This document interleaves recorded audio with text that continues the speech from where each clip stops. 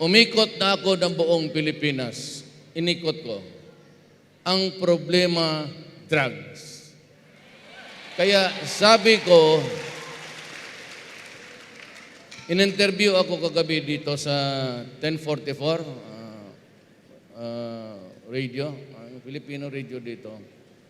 Sinabi ko, galit ako sa mga durugista kasi sinisira nila ang buhay ng bata. And I paid a particular attention to a special problem. Lalo nang itong mga nanay na tatay of both mother and father working out, making a living outside of the country para lang makapag-aral ang anak nila, makakain at mabihisan ng kundi.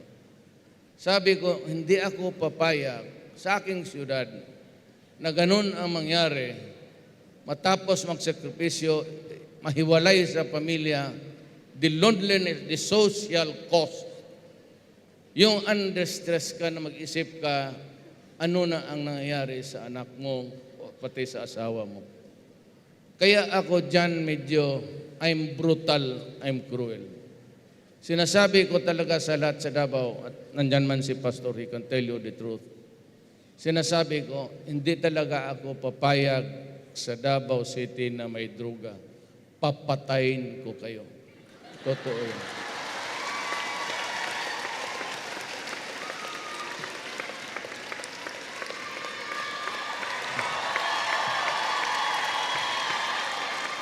At pag hindi kayo maghinto, magsigaw dyan, isasali ko kayo.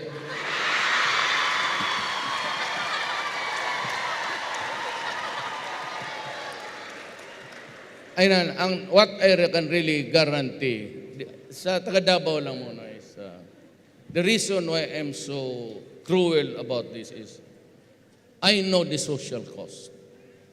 Yung mag-alis tayo, magtrabaho, maski na sabihin mo hindi ka umalis. You know, because if you lose a child to drugs, sa shabu, or cocaine, or whatever, you have lost the child forever. Kasi by constant use, ang brain niyan is liliit. Pag nag-shrink niyan, vital issues are already compromised. Cognitive, wala na, lahat na. And yan ang just to give justice also to the parents na pagkahirap. At ako nga man sabi tatay ng siyudad, hindi ako nakakapag-away ng mga revolusyonaryo. I continue talking to the NPAs, to the MIMN.